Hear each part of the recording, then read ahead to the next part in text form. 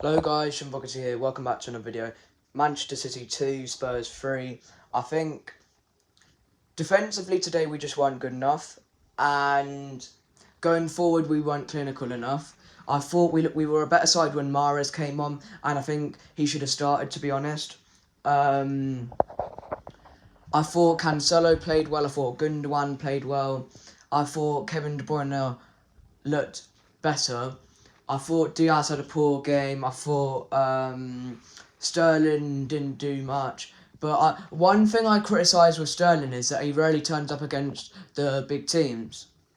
He's good at scoring against the sides like Norwich and all that and Sporting, but he needs to turn up when we're playing against the sides like Spurs, Man United, Liverpool, Chelsea.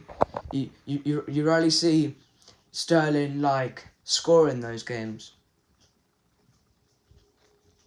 I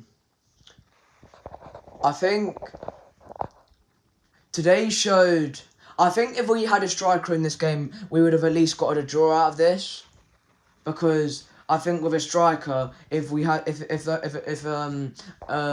those chances that we had fell to a striker, we probably would have left with that game with at least a point, or he could have even won it. I think we let them get in behind us too easy. I don't think Tottenham had a lot of chances, but when they did have their chances, they put them away, and when we had our chances, we didn't put them away.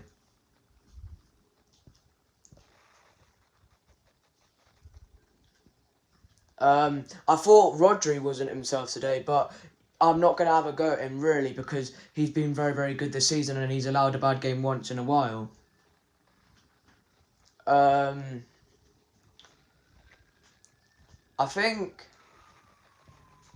we needed a bit more. I think we need to get more players to be on our bench, because I think apart from Mahrez, there wasn't really anyone on the bench that could have come on and changed the game. Because yes, I know a lot of people would say Delap, McAtee were on the bench and that, and some youngsters were on the bench. But Pep wasn't exactly going to bring them on when we were losing, was he? He was only going to. Pep only brings our youth players on if we're winning a game convincingly, or we're playing against a poor opposition in a cup competition. I don't really like doing videos when we lose, but I still do them because if I don't do them, I look like a sore loser, and that's why I do them, because I don't want to look like that.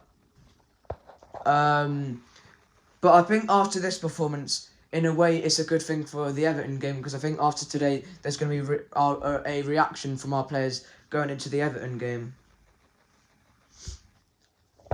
It doesn't mean that Liverpool are going to win the league this defeat, because I know I've seen a lot of people saying that, but you've got to have in mind that we still got to lose a couple of games, and we still got that 6-point gap there.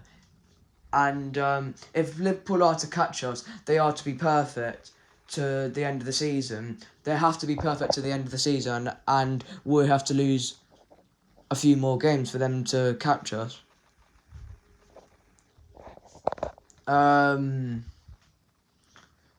I would say I thought Son and Kane were very frightening on the break for Spurs, because I would say a lot of people don't give Harry Kane the credit that he deserves, because I don't really like Harry Kane myself when he plays for Tottenham, but he tends to score in the big games of Tottenham, because he tends to always score in the North London derby, and he tends to score against Liverpool and stuff like that. I wouldn't be against us getting Kane in the summer. Not that he would be my first choice for the summer. It would be Haaland over Kane. But if it came to us getting Kane, I wouldn't be against it, because he's a quality player.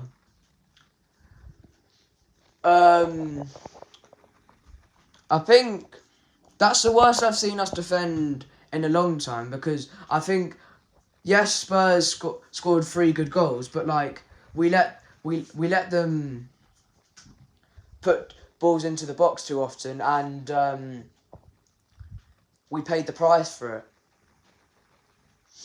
This defeat doesn't mean that Tottenham are a better team than us. It just means that